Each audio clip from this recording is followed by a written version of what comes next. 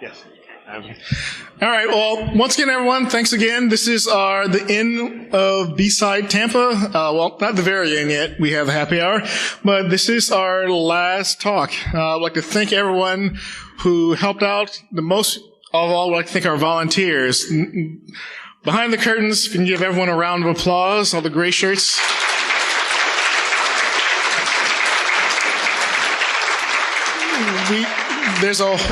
There's a whole army of crew who help put this whole thing on.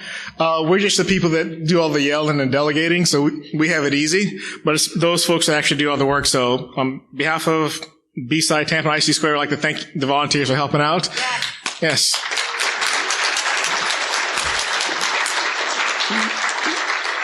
We would also like to thank our great speakers. Many of them spent their own time and money to come down here. And once again, it kind of surprises us. We're just some small little conference in Tampa. We don't really have anything associated with us. So we're like, you're coming in from where to come to Tampa? Pittsburgh, yeah. Fort Lauderdale. All right, shots out. All right. But we're like, okay, oh, I forgot. It's snowing everywhere else except in Florida. So, this is the reason why you guys come. But thanks again. We definitely appreciate everyone that showed up and all the speakers. Once again, our community grows by hearing the input from outside voices. So we definitely appreciate the fact that you can come here, expand upon your knowledge to us so that it helps us become a better IT community in Central Florida. So thank you. Very big claps to all of our speakers and attendees that are still here. And losing the voice, so yeah, you have to be a little bit careful here. I'm not going through puberty again. I've just been yelling all day. Also, to the attendees showed up this year, we had 1,100 registered attendees, which is one of our largest ones. We will probably have to expand a little bit more next year to make sure we have more activities and events for everyone. But we'd like to thank all of our attendees who keep hearing about us. We don't really advertise much besides Twitter and Facebook, but hey, you guys keep coming back. So as long as you come back, we'll keep hosting this stuff. So,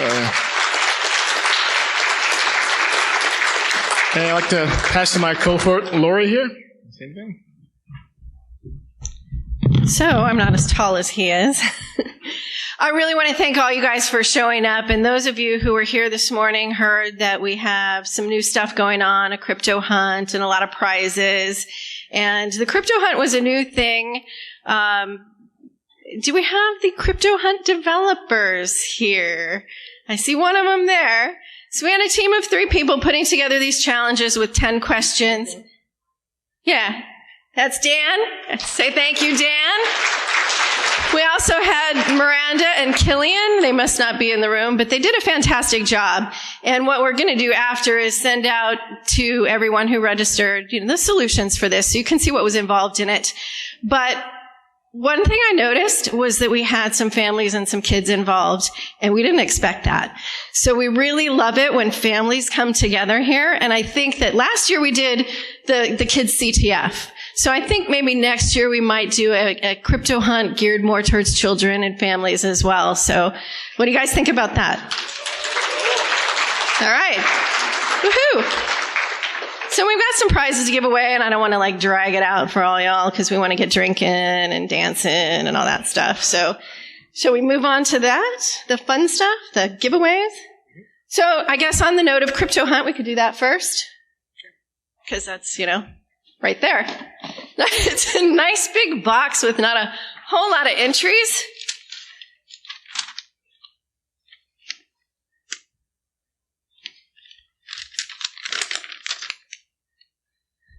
Michael and Angela Felch. Are they here? Come on up and pick a prize.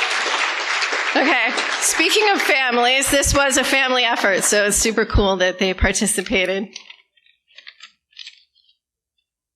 And we have 3, 4, how many prizes do we have for this? 3, 4, we'll see. Julie Carries? Is that right? Yeah? I don't have my glasses on, so forgive me. All right, cool. So you can... And then what? All right. All right, you guys line up and then you can pick. We got some different stuff, so you guys can pick what you like. And the last one is KCJ. Woo!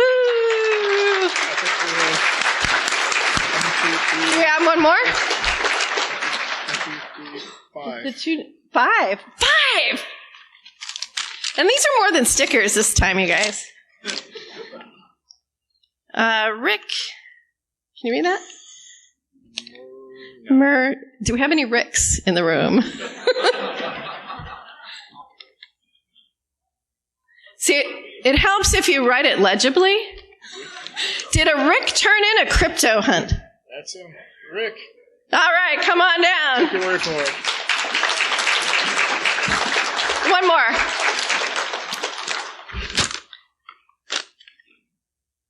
Sean. Can you read the last name there? Humph. H-U-Y. H-U-Y. Sean? Sean here? Is that you? All right. Hey, I'm sorry if I destroyed your name. I do not have my glasses on. And you scribbled. Okay. Yep. We have one more. All right. We have one more Crypto Hunt prize. And final one will go to Chris Oh, God, you guys need to learn how to type here. Sladvor. Slavdor? I can't pronounce it. Anyone? Going once? Going twice? And they're gone.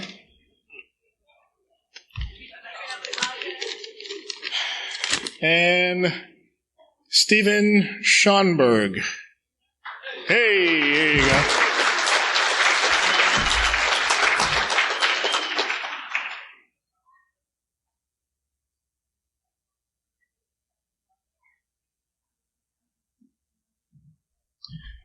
All right, well, some of the things that we also did this year was something new called Secure Code Warrior, where they actually had, similar to a CTF, where they had different challenges based upon coding and can you find the error. So I'd like to bring to the stage Dan from Secure Code Warrior to announce our winners.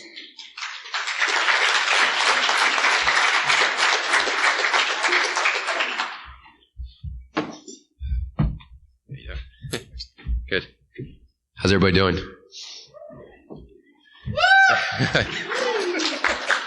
All right. Well, we appreciate the opportunity to come here. We've been to a few BSides and we've held these CTF type of tournaments. And today we had about 13 brave souls that competed for about 2.5 hours. And what we did is that we are a company, we provide a gamified learning platform for developers, teaching them how to secure code. And so they can work in their particular language and framework. So today they picked a language, these 13 people, and they competed, trying to locate, identify vulnerabilities in the code and then going about trying to fix it. So, the winner today will get a prize, like a trophy, as well as a hoodie. And the second and third place winners will be getting t-shirts from Secure Code. So as I call I'm going to call the 3 people up, the first, second, third. I'm not going to put them in order who's first or second or third until they get up here. But let me read that real quick for everybody, and then we'll announce the winners. So, and again, I really appreciate everybody that volunteered to do this today. So let's have Christina Solana come up. Let's have Eddie Gutierrez, and Nick Rubio.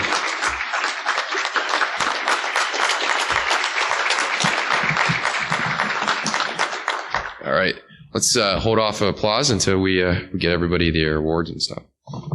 All right, wish we had a drum roll here. There we go. All right. Third place, Nick Rubio.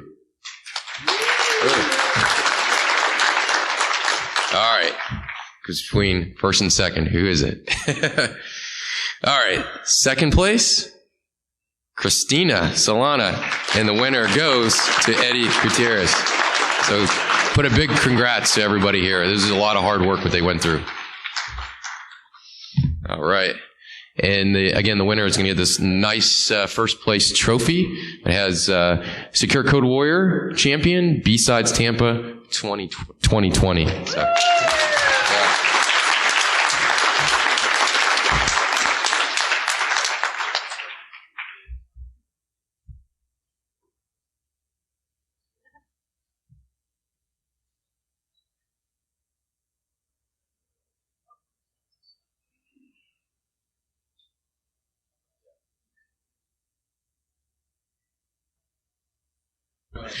All right. Thank you very much to the folks from Secure Code Warrior.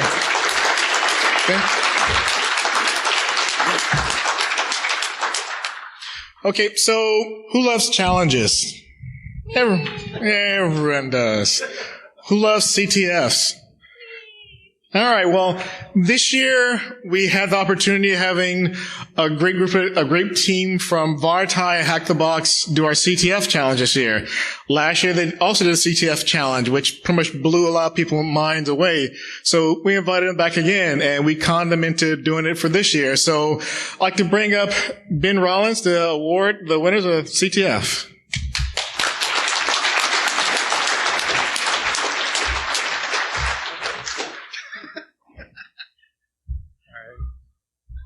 So this year we had 24 teams and 64 players. We're giving awards to the top 3 teams. Number 1, the team was Cruise Control. Are you guys here?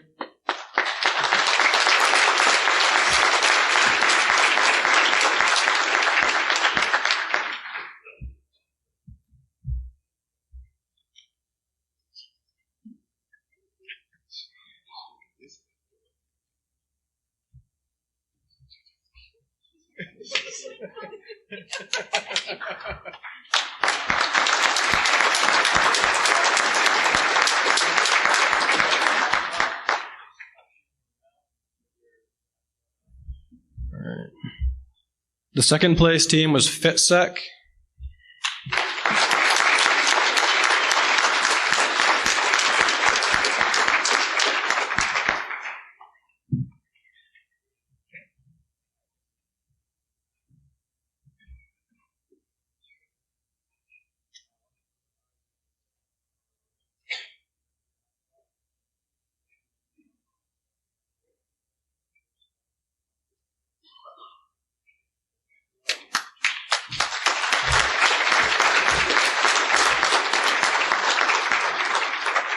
All right, and third place was Colonel Sanders 2.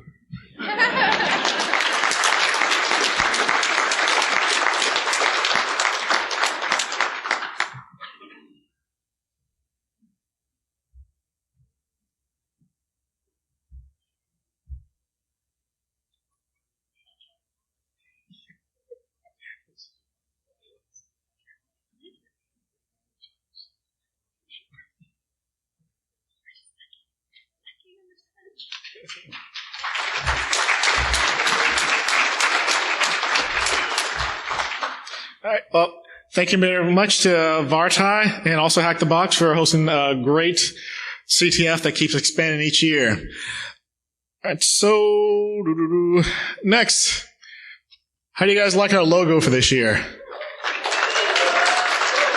Yeah. Well, we could not have made this logo if it wasn't for the artistic talent from the Undercroft. I only use MS Paint and crayons, so there's no way I could have drawn all this. The Undercroft has also set up a raffle today, so I'd like to bring up Adam from Undercroft to tell us our winners.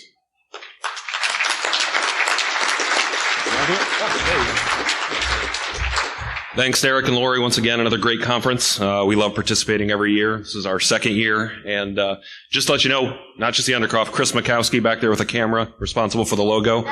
So, lots of hard work. So, I know a lot of people stopped by our table today. We are raffling off 3 founding memberships for the Undercroft. For those of you that don't know us, we're a cybersecurity guild and development center down in Ybor City. So, there go the tickets. Was that the raffle? This helps me pick them now. Here, oh, there you go. There we go. So I got 3. So if you have your red tickets, I'm going to read off the number. That's random. Okay, first one is 6679230. So again, that's 6679230. Anybody? You have to be present to win? Yes. Okay. So I'll just go to the next one here. How many of you guys were here for our raffle a couple years ago that took us about an hour because we really didn't strategically plan it? Yep. Alrighty. Hearing nothing, moving on to the second one here. 6679233. 6679233. We're going to get to one here shortly. Oh, yeah. We'll get to it. Ready. 6679231. There we go. Oh. So we've got 3 of these, so go ahead and stand up here. Alrighty, next one is going to be 6679229. That's 6679229. Anybody? All right. There we go. 6679240. 6679240. Just gonna start throwing stuff into the audience in a second here. At least it wasn't a cocktail. Right. Alrighty, let's go to 6679237. The last 3 are going to be 237. Does anybody have a 237? All right. We're going to go to another last 3, make this a little quicker. 239. Does anybody have 239? Right? 234. Do we have a 234? Nobody. There you go. We'll just keep going. From the cup. The lucky cup. 272. 272. Last 3 numbers. Mm-hmm. 272. Let's just put those in the cup. 269. Raise your hand if you got a ticket. You and you. All right. And then this is the last one. And then we had one other raffle for one of our current guild members. We had a lot of people show up today sporting some of the Undercroft gear, so we did a separate raffle for current members for an additional something. 288. There we go. Come on up, James. That was easy. Yeah. All right. So the person that actually had the ticket first should probably get the framed one. There we go. Well, here you go. Now, see that.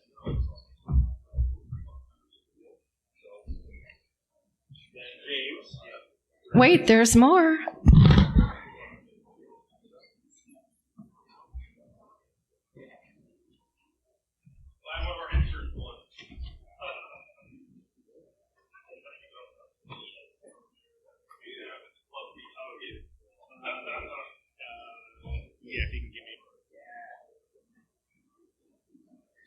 Ones that don't use VPN.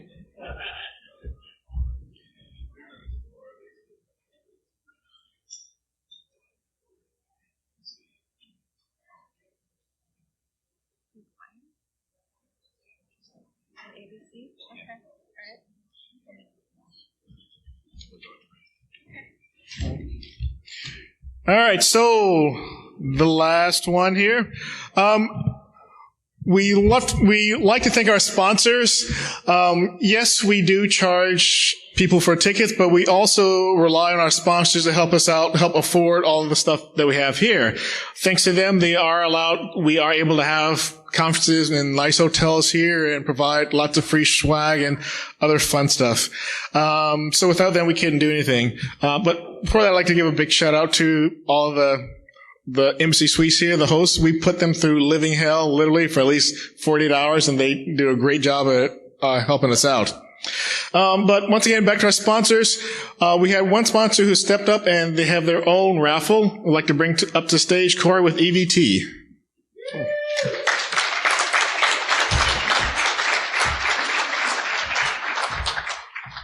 Awesome. We want to thank Derek and Lori for their friendship. We work closely with them, but then also for all their hard work putting on this event. They really are awesome. Yeah.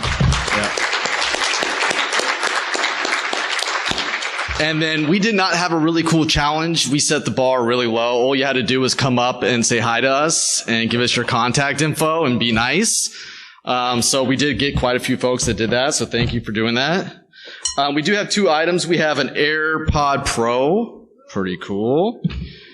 And something I love playing with. This is a Tello drone. Cool stuff.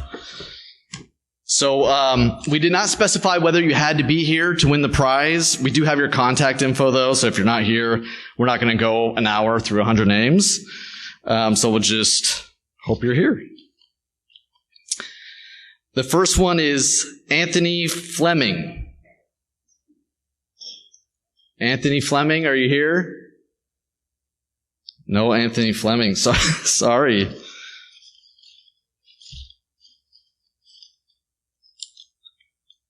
And the last one for the drone is Anthony Cleveland. Anthony Cleveland, are you here? Oh, you did? I know that guy. Well, sorry you guys weren't here to win, but thank you for coming by the booth. Really appreciate it. And this has been a great event. This is our first year here, so we're very excited to meet a lot of industry professionals and students. So thanks so much. Appreciate it.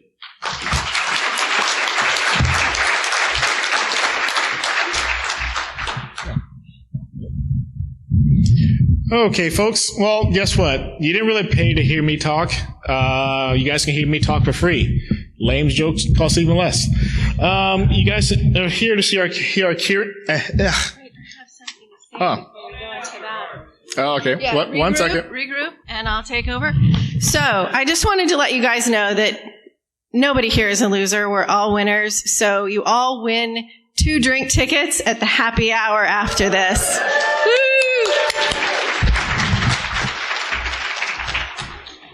Just 2. We have O'Doul's and Boone's Farm. So, yeah, please feel free to load up. Well, now I feel like a loser. Well, everyone. So, our closing keynote is a very accomplished researcher and a great storyteller. If you've ever seen any of his YouTube videos, he's great at going into detail in the story and also making it funny, taking a boring topic and adding humor to it and excitement. Today he'll demonstrate how to manipulate data to crash the stock market and allow fraud on a scale that he'll tell you how malicious actors can manipulate your identity management to access your servers. And of course, he'll show you how to protect yourself from these types of attacks. Sorry. Yeah. He's a senior security associate focused on Red Team and a dedicated member of the R&D team at Bishop Fox, one of the largest professional services firm focused on offensive security testing. He also serves as a primary forensic investigator for the DoD's largest data center. Red has spoken at large conferences such as Black Hat USA and DEF CON. So once again, everyone, please stand up and let's give a large BSides Tampa round of applause to our closing keynote, Rhett Greenhagen.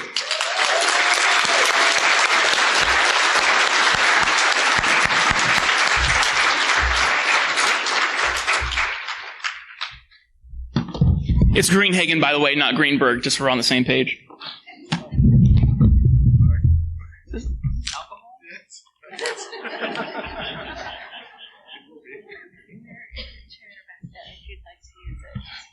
Thank you.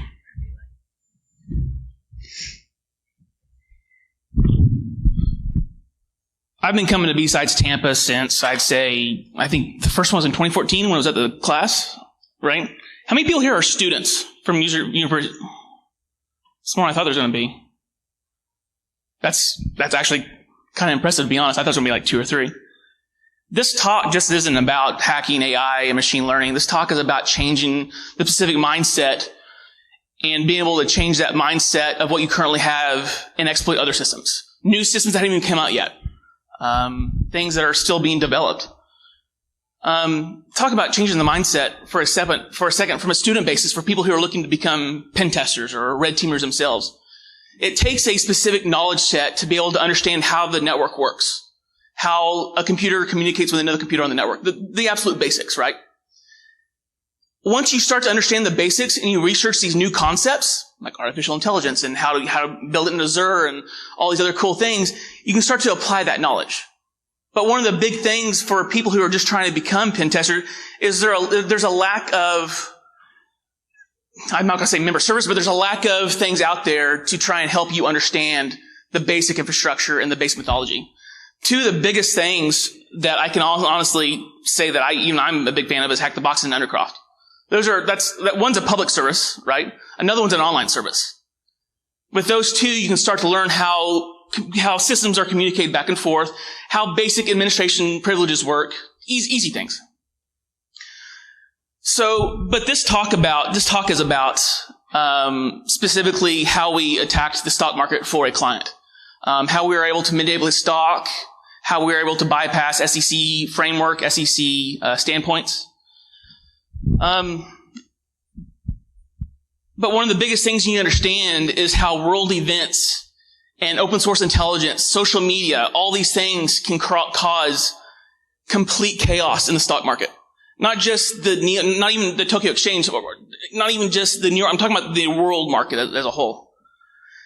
And whenever you're able to understand the technical aspects and the human behavior from, let's say, the basics, which I was just talking about, you can start playing the social engineering aspect in things such as artificial intelligence.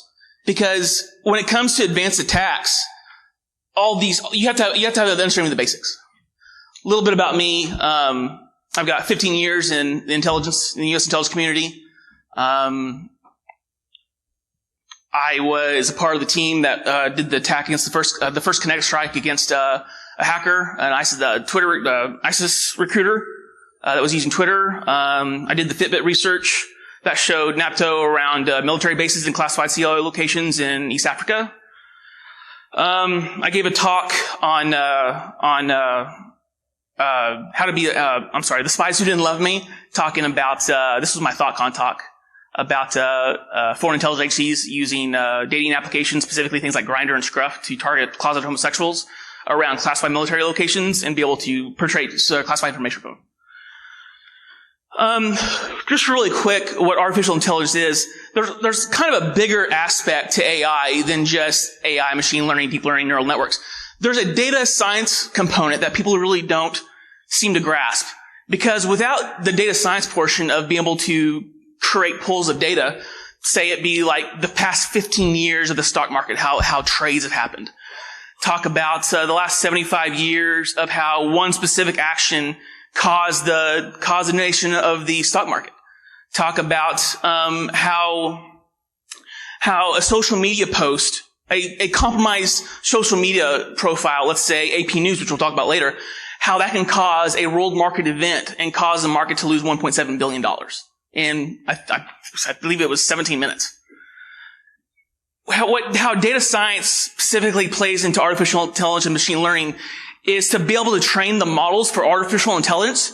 You have to have a data pool to be able to find the noise in the data. So specifically for, let's say, the data science portion, you have structured and unstructured data. The structured data, you think of an Excel spreadsheet with your different tables, things like time, the stock name, things like that. And think of unstructured data as let's say a Mars device that's just collecting metadata and putting it into a specific form. Being able to take large amounts of data from a different collection standpoint, even at that point, even the noise starts to become a pattern. You can start to understand the noise aspect to how the noise is causing behavior which wouldn't be seen anywhere else. Like, I'm trying to think of another example. We see a lot of noise in network logs. A lot of just random crap that we wish we could just remove. Even at a point to where you have large, let's say 200 terabytes of network logs, you start to see even the noise is starting to pattern. Does that make sense?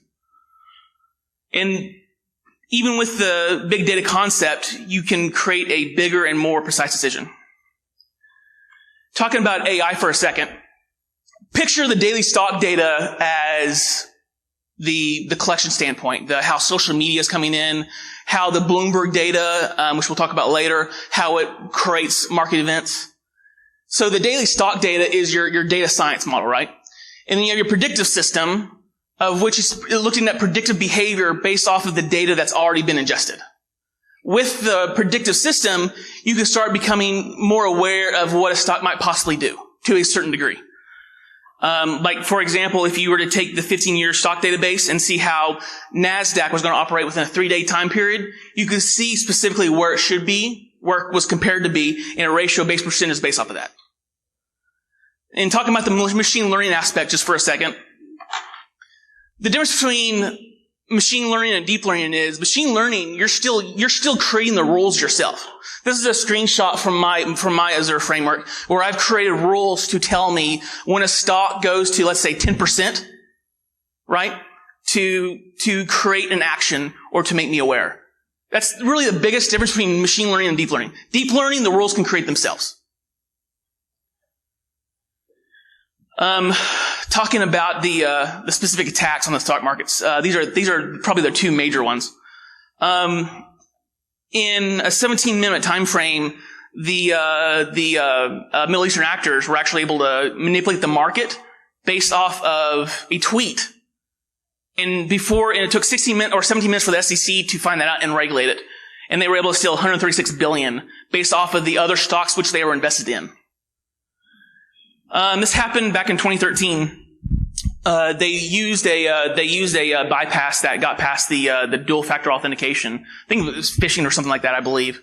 From this tweet that was saying that there was an explosion at the White House, immediately from a 14 to 18 second time frame, the stock dropped around 36 to 37%. And this is Dow Jones. We're not talking about like Apple or the people who make microphones. We're talking about Dow Jones. Another example is how they were able to steal $1.2 billion over a 16-week time frame before they were caught. This type of method would be more of stealing the model, the trained model, in which a firm is using to be able to predict what a stock's going to do. If I was to be able to get a hold of that model and reverse it, I could see, okay, so their rule is set up to where if Tesla goes down 20%, they sell everything. I can manipulate that because I can go buy whatever 22% just to be able to get to that threshold, then immediately sell it. Their rules aren't going to be able to know what happened, which means I can come back, rebuy it for half the price. And if I was to spend $1.2 million, I'd come out of that making $136 million, $137 million, somewhere close, based off manipulating their model, right?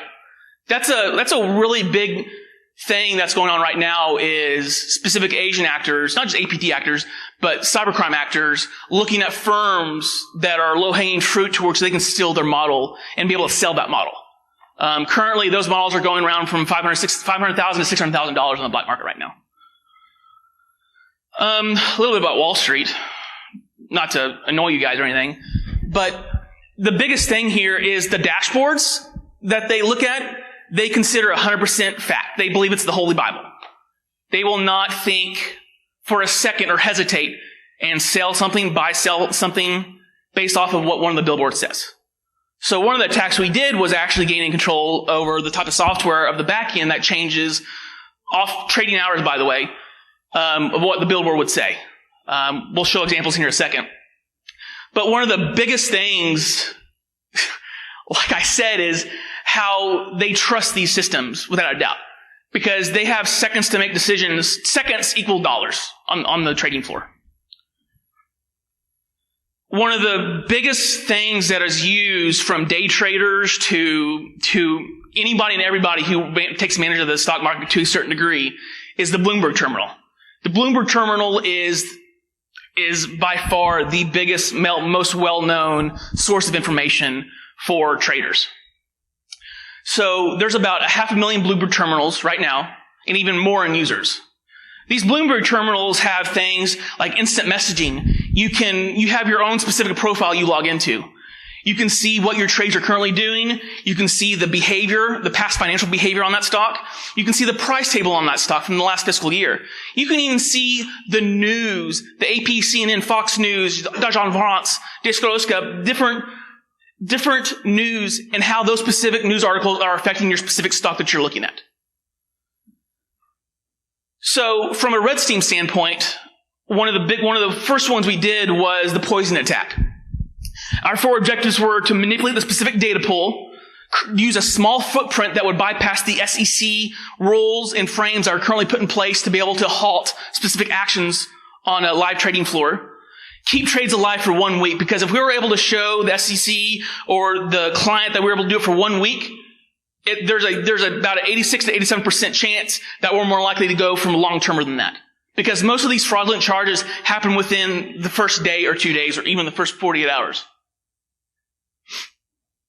And the other thing was working in the paper trading environment. Paper trading environment, think of a secure framework, a secure way to trade stock, play stock, manipulate, see how the tool works, see how the trade works based off of specific actions. There's about, I'd say, 10% of the people who, they're mostly day traders, who use these terminals and try and build patterns and understand ideas of how the stocks were going to be able to interact.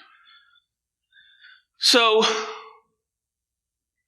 one of the quickest ways that we could find was not to go after the Bloomberg terminal, but go after a different terminal called Interactive Brokers. So the Bloomberg terminal is about $25,000 a user a month. And the Interactive Brokers is about $13 a month. But hold on, it's actually really cooler. When you pay $13 a month, you end up getting the Bloomberg data feed. And the thing is, we were going after smaller terminals to try and bypass SEC and try and not make SEC aware. Even though it was paper trading, they were still the ones that were trying to find the specific action that we were doing and trying to see if we could bypass their deep learning and other neural networks which they have put in place. We didn't talk about deep learning and neural networks specifically because they're mostly used for auditing purposes. To see if a specific trader is buying stock based off a specific email he received or that type of stuff. And that's not really something we're going into. The Interactive Brokers model is kind of a little bit different. But the thing here is, on the bottom right, it's more of your news feed. And on the top left is how your stock's currently interacting. Instead of having it set up like a Bloomberg terminal, you have multiple monitors. With the Interactive Brokers, you can access it anywhere. You don't have to have a secure terminal. You just have to log into a website. That's the biggest thing. And from the software that produces this data onto the billboards, which people are using to buy or sell, there's other ways of being able to manipulate that data to specifically change the human behavior. There's a reason why I talked about understanding the basics at the beginning of this talk. These ideas and concepts that you learn when you're a student, when you're a beginner, when you're getting your first gig, can be inputted into more than just what you're learning for. Specific data poisoning attacks, like for DNS poisoning. The idea and concept is quite still the same, but you can change it to new things such as poisoning a specific data pool. The only difference is being able to research how Azure and how you upload and how you manipulate data in the program. There's really no difference. It's really not as advanced as everyone thinks it is. The ideas and the concepts are advanced, but how you adapt them for what you need is not as hard as everyone thinks. So here we were able to see what the RSS feed was currently pulling down and manipulate the RSS feed to say what we wanted to say. But to get to that point, we need to get login credentials. So what we used was GoFish. We specifically fished the company, got their account login. From the account login, we manipulated the RSS supplier. And from the RSS supplier, we're able to change and send a broad alert out that says, Russia declares war on the United States, sell, sell, sell. From that, you're able to see everyone's order entries that are currently selling all the OPCO stock that they have. OPCO is oil and gas. Or I might be pronouncing it wrong. But imagine someone seeing that RSS feed and then immediately selling all that stock that they currently have. But the thing is, when you sell stock, you're not just going to put it in a bank account. When you sell stock, you're changing that stock and implementing it into other things, other stocks, right? So once that happened, we start to see the other stocks go more up. We see the SP index go up by 0.39%. We see Amazon go up by 1.25%. All the stocks went up, not just one, all of them. So from that scenario, we created another one within the time frame that we had, which was the model stealing operation. Our goal was to steal a trained machine learning model from a major firm on the New York Stock Exchange, manipulate the model to say what we wanted to say, because we specifically wanted them to sell a specific stock and buy another stock, while we in turn bought the opposite and sold the opposite, right? And another thing was to go unnoticed, because if we wouldn't go unnoticed based off of the SEC regulations, that stock would not have been readjusted. We still would have kept the money that we would have made if it wasn't with a certain time frame. So how we started was we used the Steal and Machine Learning GitHub, which the guy is absolutely incredible. Kerry, I couldn't be more impressed with. He created this and actually gave a talk about specifically how to use it. What we did was we were actually able to find the AWS bucket that was currently being used to be able to manipulate the data, did a response to pull it down, and then we retrained the model based off of what we wanted to do. Once we retrained the model, we returned the modified model to their AWS bucket and gave it time to repopulate. But the thing is, you have to do a denial of service attack against a specific service to get it to stop. Right? So once it stops, it restarts, it pulls the new model in. So this is a before and after what the stock currently after we manipulate it. So the before is, you see how this was back when Tesla was going just off the roof. The buy is the Tesla, the sell is the AMD, right? Once we manipulate I know the right one looks really janky, and I sincerely apologize. This is the best you can do whenever you just throw random crap in someone's model to piss them off. But what we wanted to do is we wanted Tesla to go down and AMD to go up. Because we were selling all of our AMD once they bought, and we were selling all our Tesla once they sold. So from that standpoint, from the paper trading, which is fake money, we were able to score $282 million and change. This is the before and after of the specific model. What you're looking here is the volatility, right? What you're specifically looking at is all these dots are touching each other, right? You see the 4 dots that are not touching each other? That means it's out of the concise recognition of the algorithm itself. If you were able to look at this, if I was a data science analyst and I saw those 4 dots, I would be scared shitless. Because that means something was manipulated. Something was manipulated because it changes out of the human behavior. So another thing we had to do was go change their dashboard to show what we wanted to show. So instead of them seeing this, which we deleted the data for, they saw this. Because we want them to be able to go long term without seeing we want them to see their dashboard, which they look at on an hourly basis and say, oh, this shit looks normal. So instead we change it to this, which is just another data feed that just rotates around. And what you see is at the very end is how they bought, right, and how we sold. And the total amount, which was about, I think it'd be 155 per stock. The conclusion to specifically all this is machine learning systems are vulnerable to attacks in their data sources. Imagine hacking an Active Directory server, right? You gain access to the machine, you gain access to the AD server, you gain access to GPO policy. From that, you want to start to manipulate users, create your self-user, create persistence, right? There's no difference between machine learning and artificial intelligence other than the name and the buzzwords. They're still computers.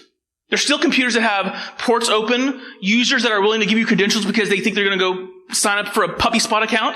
There's legitimate actions that you can change and take original ideas and original attack concepts and implement into your new mythology, and it work. The threat is real and actually being exploited in the wild. That's showed by the news articles at the beginning. Firms on Wall Street Journal and the Nikkei Index are being attacked daily. They're spending more money than some militaries on digital security. And the type of attacks based off of their region is the same as financial sector and high-tech sector. And the thing that can be mitigated is really starting with the development of the systems and the security of the systems and treating them the way you treat your Holy Grail. Some people worry about their Exchange servers. Some people worry about their AD server. Some people worry about their FTP server. You need to treat it securely and not allow it to have insecure protections based off of whatever Joe Blow says. The systems need to be treated the same as everything else. Not be able to say, I want to leave this specific port open because it needs to call back to my cell phone or my BlackBerry. But I want to say special thanks to Matt Keeley, Dan Petro, Dan Wood, for helping with this talk, and the Bishop Fox research team. I couldn't have done without them. I really appreciate you guys taking the time to sit here and listen. Like half everyone got up and left. I think I upset someone when I started using profanity. But no joke. Thank you for inviting me.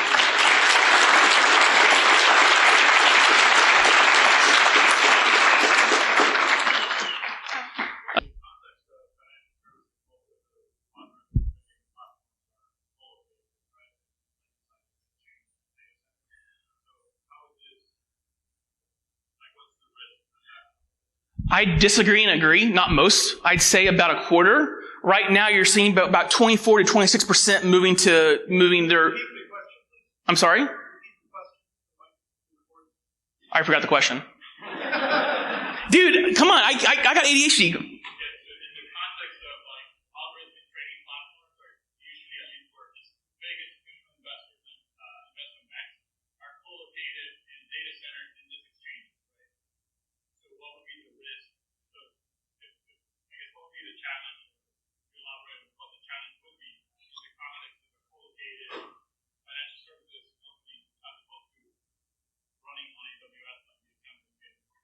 The difference, God, I feel like I'm getting married and I forgot the lines.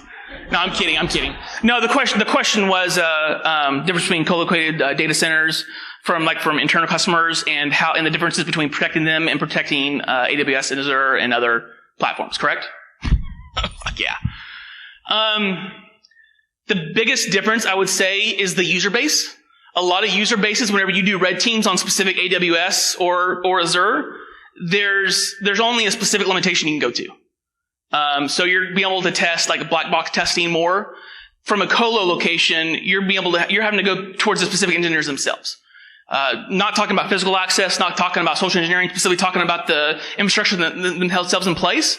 There's more low-hanging fruit when it comes to Azure and machine learning. Azure and AWS specifically because the way the data science portion is set up, how they're collecting data. From AWS and Azure and other platforms like that, their news feed, they're like some firms specifically look at social media, right? And have the APIs. The way they're ingesting the data is the biggest thing in my opinion, based off of the engagements we've done. Now, from a co-located application, from a colo located at a data center near the company you're talking about, the large financial sector, it's usually based off attacking the specific engineers themselves. Because at that point, they have complete access control firewall from the firewall endpoints to the actual models themselves and how they're being trained.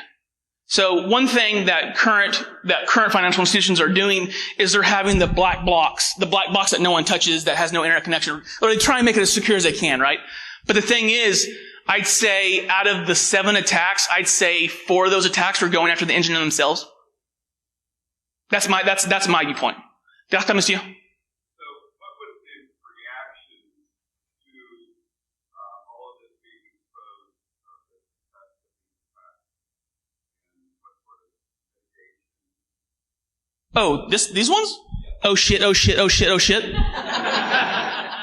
No, seriously. One woman started crying and walked out. Because she knew she was losing her job. But there was effective, real mitigation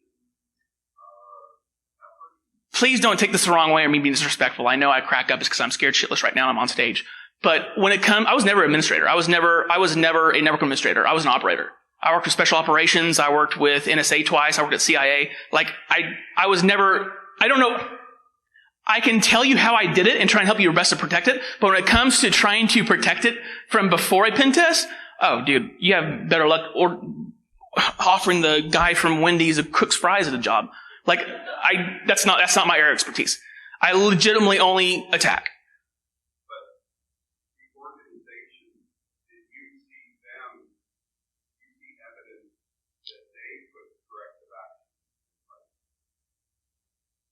Oh,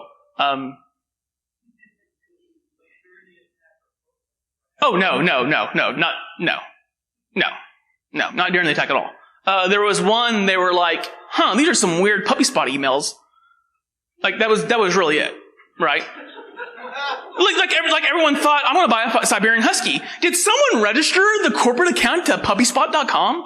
Like, that was, dude, you have to understand, I don't have the traditional training. My first job was with DOJ. After I turned 18. I've been a red teamer breaking in classified military locations, military bases around the world my entire career. Like, I don't know. Like, I'll put it like this. I do not own a legitimate Twitter account. I've never created a legitimate website. Does that make sense? But from the correcting actions, it was mostly, I'd say, 80% user behavior and user awareness, and be able to put more SEC frameworks in place based off of data ingestion from outside sources that they don't have control of. Like Dejan France, CNN, AP News, right? There's no protection other than after the point, right? There's no verification purposes. But now, after they found out what you did, have they put additional controls in place that are effective?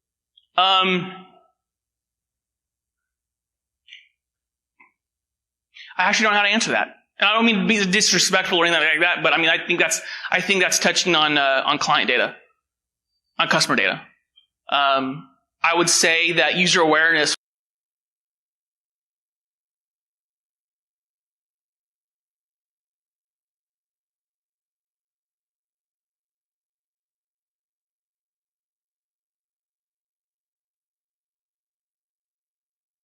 was probably the biggest piece. Questions? Come on, I love questions.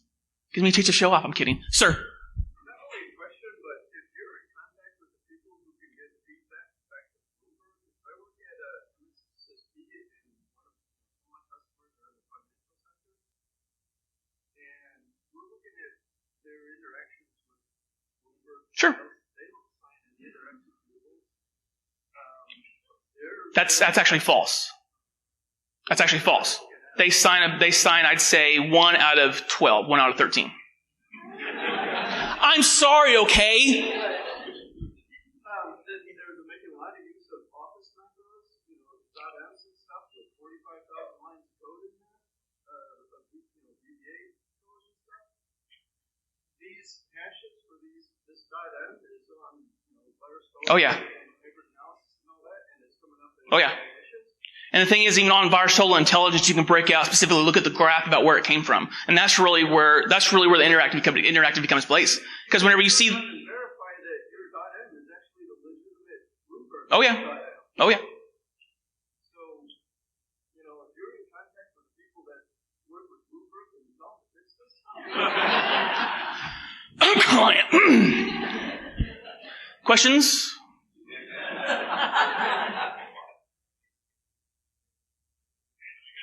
No, it's not okay. Yeah, dude, no, seriously.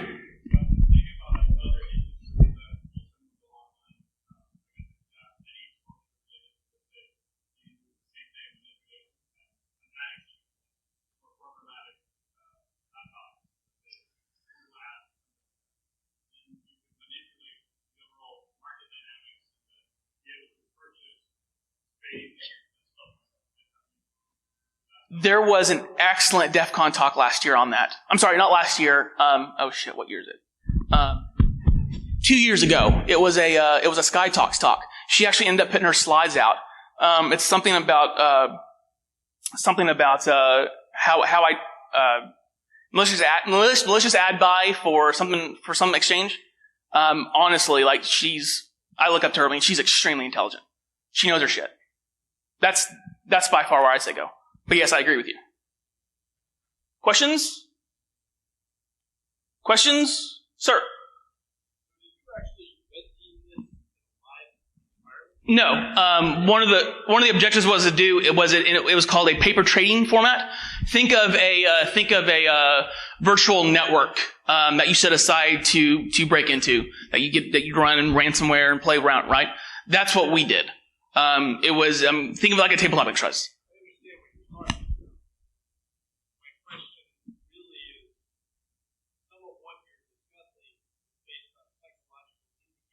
Yes.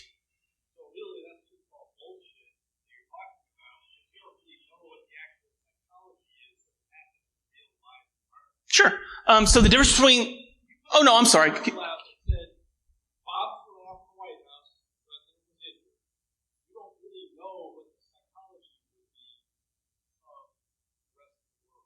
Sure. One second. Let me change your mind for a second. So the thing is, one of the reasons why we went to interactive brokers for is because of the different people who use it. So being able to change the feed and be able to send it that way, we can control it more than become an actual market event. Be able to see the manipulation of the data is based off the other people who are on the paper trading accounts. So another thing about interactive brokers is there's a portion called paper trading to where you can go test based off of what the current market value is and past market value is. So we're manipulating those users, right? Not live users, because we don't want to. One thing, it'd be highly illegal. Second thing, it would cause a market. Yes. I made that pretty clear on slide 6.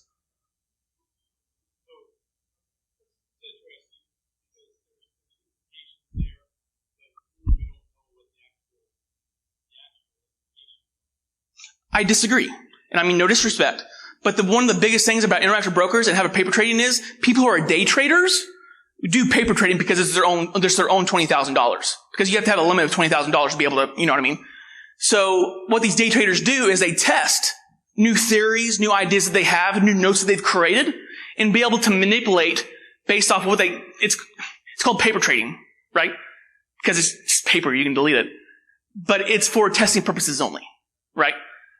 If you were to have, I'd say a ratio, I'd say for every 5 day traders, outside firms, collection firms, I'd say 1 out of 6 of those do paper trading. Or at least have a specific team who do paper trading. Because it's not just a methodology that's just used for interactive brokers, it's used for the market in general.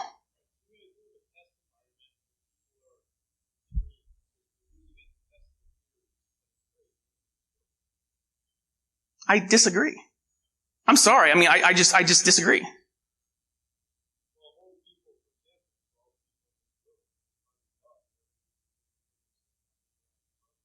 Okay.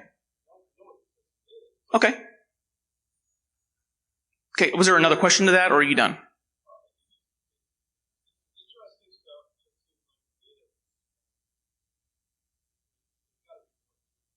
Okay. Well, I welcome your feedback, sir, but there's also client data that I can't discuss. And that's one of the reasons why there's specific scenarios here and some things have been removed. But, I did the best that I could to be able to explain my portfolio. Oh, were you done, or do you have something else? You're done? Sir.